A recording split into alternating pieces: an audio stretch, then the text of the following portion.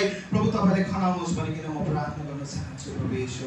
हाम्रो समझ शक्तिमा हामी भर पर्दैनौँ प्रभु, हाम्रो बलमा हामी भर पर्दैनौँ, तर केवल तपाईँको आत्मामा हामी भर पर्छौँ परमेश्वर बाबा। धन्यवाद छ यहाँबाट बोलिने कुराहरू प्रभु तपाईँ स्वयं भइकन बोल्नुहोस् भनिकन म प्रार्थना गर्छु। म आफैलाई पनि प्रभु तपाईँको पाउमा सरेन्डर गर्छु प्रभु येशू। तपाईँ परमेश्वर आउनुहोस् अनि तपाईँ परमेश्वर बोल्नुहोस्। धन्यवाद छ। सारा आदर महिमा अनि प्रशंसा तपाईँलाई चढाउँछौँ येशू प्रभुको नाममा। आमेन आमेन आमेन। हामीले अस्ति घडी सङ्गति को आउनु भयो, कोले मिस गर्नुभयो? सरी, आउनु त धेरै लाग्छ।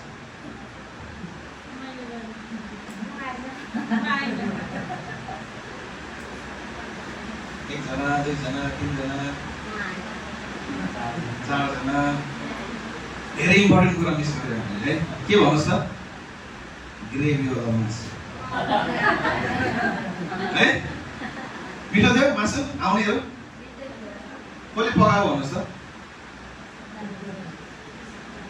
कसले पकाएको? पकाएको मान्छे थाहै छैन हामीलाई। कसले पकाएको भन्नुहोस् त? बुहारीले पकाएको। हाम्रो सोफियाले भन्दै थियो, अचम्मै लागेको कुरा चाहिँ उसले देखेको नोटिस गरेको रहेछ। अस्मिता बुहारीले पकाउँदै गर्दाखेरि चाहिँ जब हामी घरमा गयो अनि सबै कुरा त्यो केही नभएको जस्तो क्या। अरू बेला चाहिँ अब यता पनि भाडा उता पनि भाडा, कसले त्यो हुन्छ नि ठुल्ठुलो भाडाहरू घर अब हेर्दा पनि सङ्गति छ कि केही न प्रोग्राम छ कि जस्तो देख्ने। तर अस्ति जाँदाखेरि चाहिँ ल के पनि छैन कि क्या हो जस्तो देख्ने। तर अलरेडी सबै कुरा रेडी भएर तयार गरेर त्यहाँनिर बसेको छ। अनि मेरो श्रीमतीले भन्ने गर्छ, मार्था र मरियमको इक्जाम्पल दिने गर्छ। प्रभु जब उपस्थित हुनुभयो, को आएर प्रभुको पाउमा बस्यो? मरियम। के मरियम प्रभुको पाउमा बस्यो भन्दा उसले काम गरेन? गर्यो होला नि, बिहा उ त झन् बिहानै उठ्यो होला, सबै काम पहिल्यै भ्यायो होला, अनि आएर प्रभुको पाउमा बस्यो। सो हामीलाई बहाना छैन। हामी सङ्गति हुने बेलामा किचन बसेर छ्यासा राख्छु, खासा राख्छु गर्नु जरुरत छैन। 1 घण्टा अगाडि तयार गर्नुहोस्। अस्ति शिलानीले भन्दै थिए हामीलाई चाहिँदैन यत्रो ग्रेभी वाला मासु, यत्रो ड्राई फ्राई मासु चाहिँदैन हामीलाई। हामीलाई पानी दिनुहोस्। हामी सङ्गति गर्न चाहन्छौँ, भेटघाट गर्न चाहन्छौँ, तपाईँको घरमा आएर परमेश्वरलाई उचार्न चाहन्छौँ। त्यो हाम्रो योजना हो। त्यसको लागि हामी भोकाउँछौँ।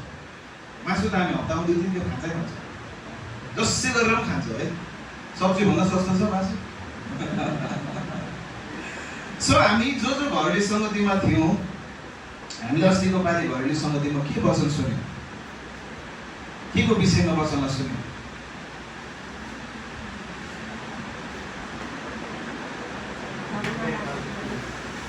मैले युद्ध सिकाएको छु, जवाब कसरी दिन्छ?